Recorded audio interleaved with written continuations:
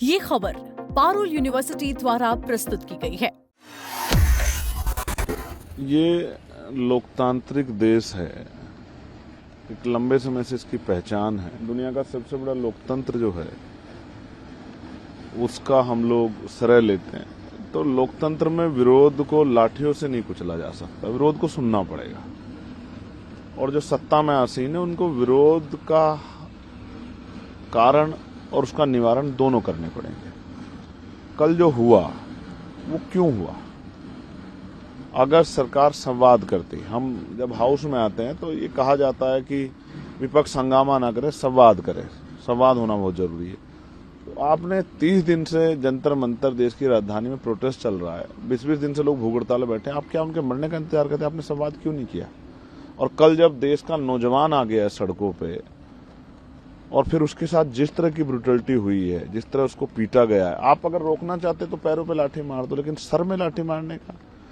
बच्चों को पीटा गया। जब रात मैंने वो विजुअल्स जाके देखे, क्योंकि जैमर लगे हुए थे, फोन नहीं मिल रहे थे, जब मैं गया अपने ऑफिस में और मैंने वो देखे तो मुझसे रहा नहीं गया। मुझे लगा कि जब वो भूखे प्यासे यहाँ जो है सड़कों पे घूम रहे हैं, फिर आंदोलन कर रहे हैं, तो मैं कैसे चुप रहूं।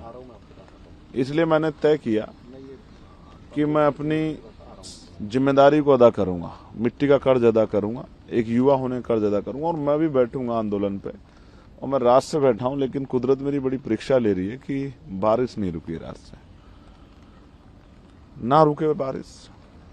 मैं एक भारतीय युवा हूं, युवाओं का दर्द समझता हूं। और इस मिट्टी को का कर्ज उतारने के लिए, उन युवाओं के साथ खड़े होने के लिए जो आज भी आंदोलन में बैठे हैं, उनको मदद करने के लिए, उनको सपोर्ट करने के लिए यहाँ बैठा हूँ। और सरकार से आग्रह कर रहा हूँ, देश के प्रधानमंत्री से, कि उन नौजवानों को सुने। उनको कुचलने से नहीं, उनको सुनने से, उनकी समस्या का हल करने से नौजवानों में क्षमता पैदा होगी। उनके अंदर जो है आपके प्रति विश्वास पैदा होगा। और आप नोटिस कीजिए, ये 51% आबादी वाला देश है। आप 51% आबादी को इग्नोर करके या उसको कुचल के क्या सीख लेके गए हो? किसी पॉलिटिकल पार्टी के वर्कर नहीं थे, वो युवा थे, पढ़ने वाले स्टूडेंट थे। कल का भविष्य थे, कोई आईएएस बनेगा, कोई आईपीएस बनेगा, कोई वकील बने, कोई जज बने, कोई पत्रकार बने, चित्रकार। क्या तस्वीर बनी उनके मन में लोकतंत्र की कि वो दिल्ली आए और लाठी डंडे खा के गए। ये तकलीफ दे है।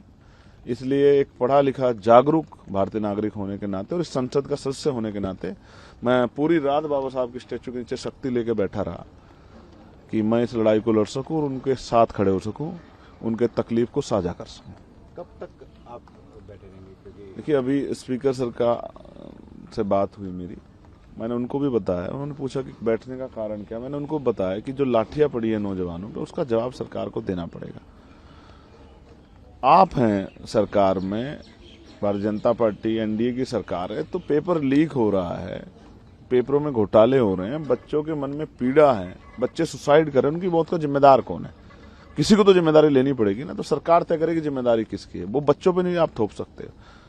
कोई प्रोटेस्ट करे या ना करे, सरकार की जिम्मेदारी कि अंतिम व्यक्ति को लगना चाहिए कि सरकार उसके बारे में सोच रही है। तो सरकार नहीं सोच रही है। वो जंतर मंतर था, जलियांवाला बाग बनाया आपने उसको।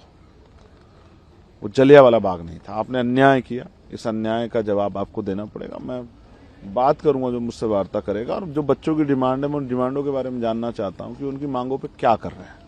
नहीं मांग सुनेंगे तो लड़ूंगा और अपने लोगों को भी कहूंगा, आज इंतजार करूंगा कि सरकार हमारी मांग को सुने। अगर वो हमें भी इग्नोर करेगी, जैसे बच्चों को निल संवाद से इग्नोर किया गया, तो फिर आंदोलन होगा, देश भर में होगा, जिला मुख्यालय पे होगा, प्रदेश कार्यालय पे होगा। प्रदेश मुख्यालय पे हम लोग चैन से नहीं बैठेंगे। ये युवाओं की लड़ाई हम लोग लड़ेंगे। पहली बार शिक्षा के लिए आंदोलन हो रहा है। मैं एक प्राइमरी स्कूल का हेडमास्टर का बेटा हूँ, शिक्षा की वैल्यू समझता हूँ और मैं शिक्षा के कारण यहाँ तक आया हूँ। शिक्षा के कारण वहां बोलता हूँ पार्लियामेंट में। तो शिक्षा का आंदोलन ये हमारा आंदोलन है। ये किसी पार्टी का नहीं, किसी एक व्यक्ति का नहीं, सबका आंदोलन है। हम चाहते हैं बेहतर शिक्षा इस देश में आए, शिक्षा में सुधार हो, कक्षा 1 से 12 तक सबको जो है फ्री शिक्षा मिले और वो क्वालिटी एजुकेशन हो कि बच्चा अपने पैरों पे खड़ा हो सके। आप रोजगार नहीं दे सकते तो शिक्षा दो शानदार। आप छीन रहे हो शिक्षा, उनसे भविष्य छीन रहे हो। 94,000 स्कूल बंद किए हैं आप लोगों ने।